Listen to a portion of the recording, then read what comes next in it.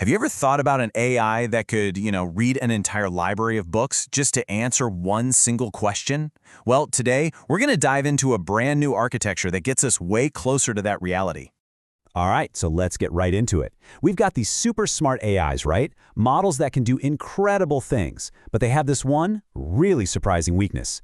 The moment you give them something really long to read, think a whole novel, a super dense research paper, or even an entire code base, they just start to fall apart. So what's going on here?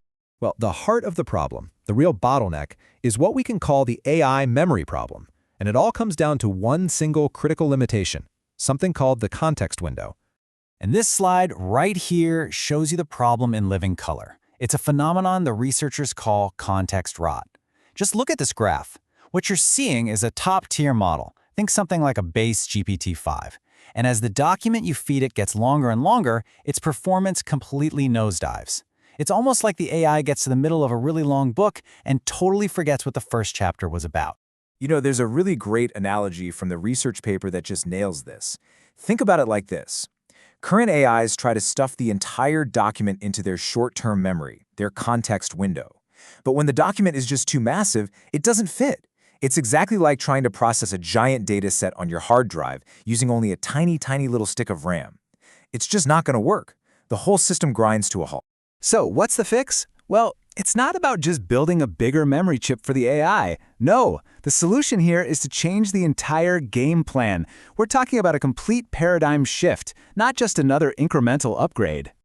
Okay, and this slide just lays out the difference perfectly.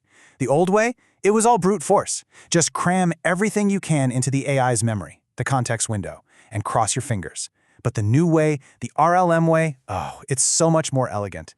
It tells the AI, hey, don't try to memorize this whole thing at once. Instead, it treats that long document like an external hard drive. It's something the AI can access, search, and work with using code. And that brings us to the star of the show, the recursive language model, or RLM for short.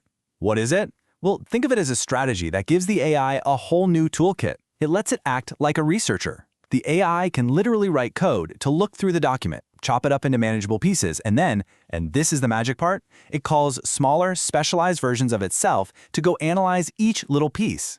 That whole process of a program calling itself, that's what recursive means. Now, I know this might sound super complex, but the way it actually works is surprisingly simple and elegant. The AI basically turns into a programmer, and that giant, messy prompt, that just becomes its data set to work on. All right, let's look at this diagram to see how it all fits together. On the left, you've got the main AI. It gets the long prompt, but here's the twist. It doesn't get it directly. Instead, that whole text is loaded up as a variable inside a coding environment. Then the AI starts writing its own code to poke around, explore, and slice up that variable.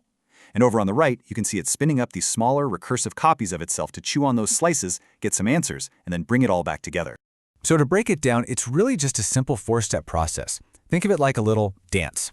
Step 1, the prompt gets turned into a variable. Step 2, the main AI writes some code to slice and dice that variable. Step 3, it hands off those slices to its little recursive helpers for analysis.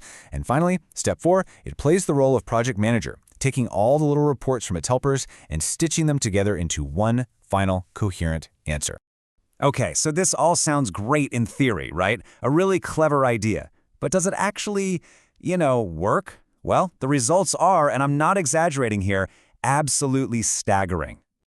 Just take a look at this comparison. On the left, you have the standard model, and you can see it just completely crumbles under the pressure of a long document. But on the right, that's the RLM version of the exact same model. Look at that. It maintains incredibly strong performance even as the input gets crazy long, like 1 million tokens or more. That's way, way beyond what the base model could ever hope to handle in its memory. This isn't just a little bit better, we're talking about a completely different league of capability.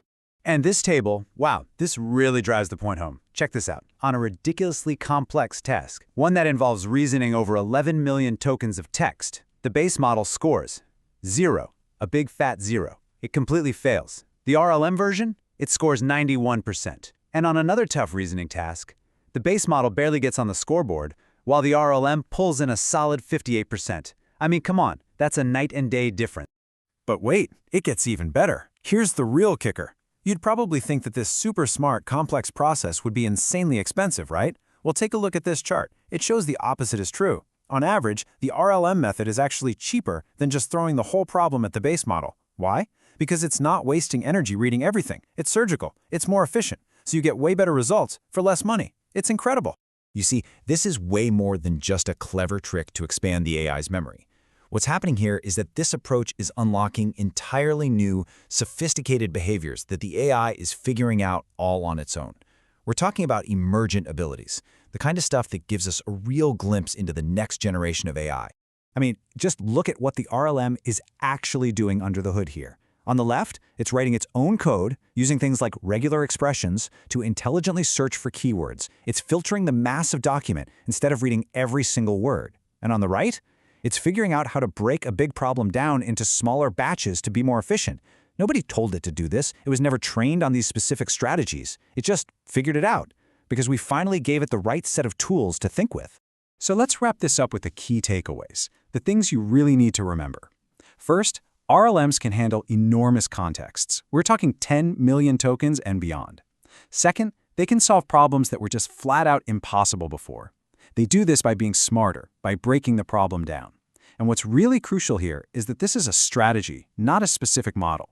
You can layer this on top of different AIs. And, believe it or not, it can actually be more cost-effective. It's a win-win-win.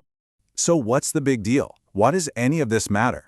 Well, because this unlocks a whole new frontier of what's possible.